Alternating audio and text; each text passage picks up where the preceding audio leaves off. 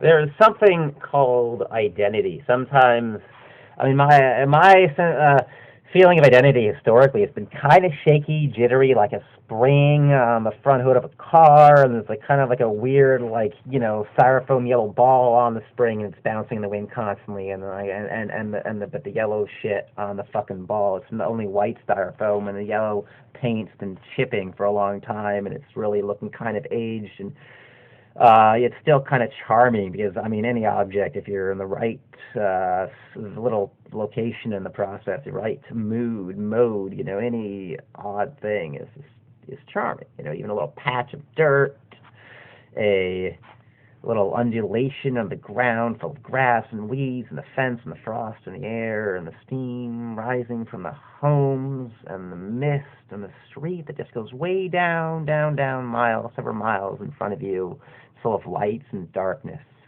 and mist, and it just kind of recedes, and it's just all of it together. Wow, wow. But identity, I think about that, and I think I really sincerely advocate a partial disidentification with identity, and that's completely literal. Although it's not completely literal, it is completely, entirely literal. Disidentification with identity. People just like they're too attached to it. It's.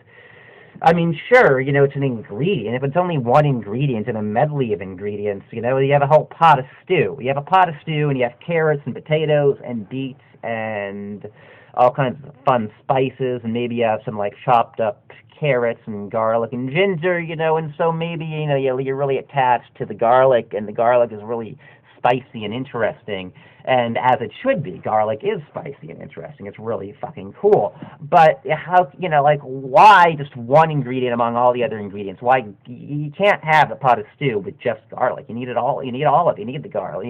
You also need the ginger and the cilantro and the parsley and the pomegranate seeds and the memories of your cousin's abortion and the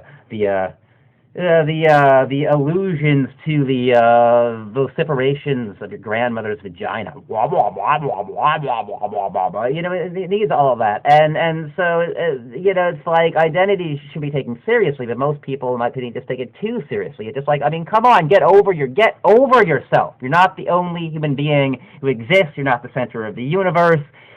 Sure, you're unique. You're magically unique.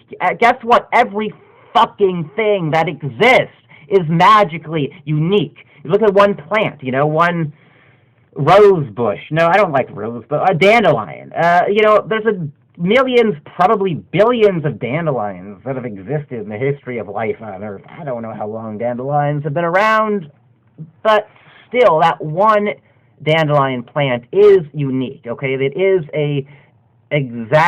a utterly unique. And the configuration of molecules that is not been replicated by any other dandelion ever in the history of all of creation. And so even if it's one replication of a pattern, it's still a unique replication of that pattern. That one dandelion plant has never before existed. It never will exist again. And also this dandelion plant, in this precise moment, that it is in the precise state that it is in, has never been in that particular state. So this particular moment, this particular dandelion plant, this particular state configuration of this particular dandelion plant at this particular moment has never before occurred in the history of the universe. You see, uniqueness is inherent to the process. Uniqueness is a fundamental, intrinsic, and very important and very special component aspect of the process. And so what's it's like, I think I think a more purposeful, actually. I don't want to fucking get all pretentious on your ass, although I do have a lot of ideas about stuff, This video is not necessarily representative of all of my ideas about stuff. But to celebrate uniqueness, and uniqueness of the moment, and uniqueness of experience, and beauty, and values that are not egocentric, and just embracing the ego, the self, is just one part of the process, one ingredient but not like the primary process. It's one ingredient of the process, one aspect of the process, you know. And that's really, if you're just, it's like the many boundaries people draw between themselves and others are completely unnecessary and pointless. And you know, it's like what is the difference between apathy and ignorance? Ho, ho, ho, ho. It suggests that maybe if you're apathetic about something, you're just ignorant about some aspect of yourself or some aspect of the thing about which you're apathetic for, or both, or a blend of the two.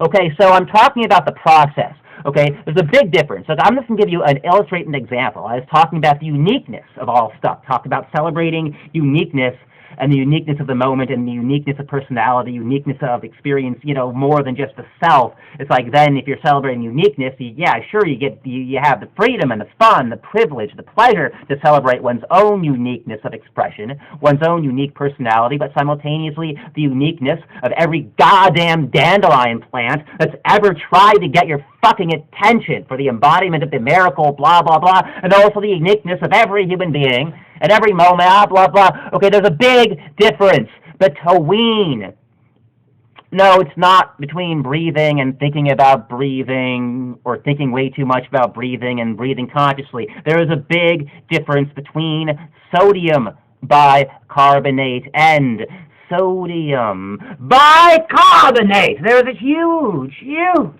difference between cottonseed oil and or soybean oil. Okay, I'm getting a little bit ahead of myself here. The future is not the present, except sometimes it is. Though it is and is not simultaneously. It's kind of a paradox in that even when the future is genuinely, legitimately the present, it still is not, it's still future. But it's not cottonseed oil, or not just cottonseed oil and or soybean oil and or corn oil and or your grandmother's vagina oil. It is cottonseed oil and or corn oil and or soy oil and or arugula oil and or your grandmother's vagina's oil. You see, you know, all of us at some point, okay, embody the sacred privileges of our prerogatives of cinnamon, bagel, chips, and pretzels. Okay? All of us at some point have put this like transmogrified industrial crap into our bodies and taken this inanimate, non-biological matter and through the metabolic systems of our corporal matrix, transmogrified, resurrected this inanimate matter molecules into biologically thriving molecules, into actually enhanced nuance or flavor of our subjectivity, our consciousness, you know, which is kind of like, without really thinking about it, you know, because we read the ingredients list of this damn thing, and we just simply say, okay, wheat flour, riboflavin, cinnamon sugar seasoning. Do you people really realize the implications of cinnamon sugar seasoning? Cinnamon sugar seasoning has been trying to communicate with us for so long. It's been there, sending out its transmissions, its modulations, its pulses. Beep, beep, beep, beep, beep, beep, beep, beep, beep, beep, beep,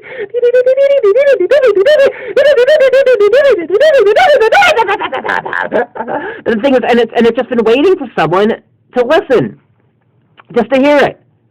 It's been there the whole fucking time, people. Wake the fuck up. The cinnamon sugar seasoning is telling you not. It's been telling us for a long fucking time that if you're just going to read the ingredients list passively and as simply an informational processing process, then you're not really noticing or realizing, experiencing the process. The process. It's a common human vice just to mindlessly, in a knee-jerk, totally reactionary fashion, to process information and not like enmesh it within some special place within the membrane of the big picture. But when you transition from, okay, when you actually, you know, begin to increasingly in one's moment-to-moment existence and mental, emotional, volitional, hanky-panky, tango, to transition from sodium bicarbonate to sodium bicarbonate.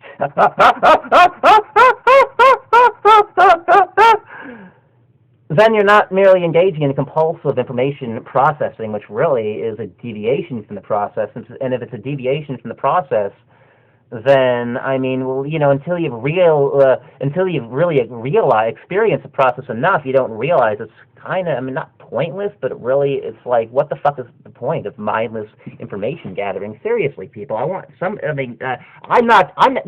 not a dictation. This is a conversation. Oh.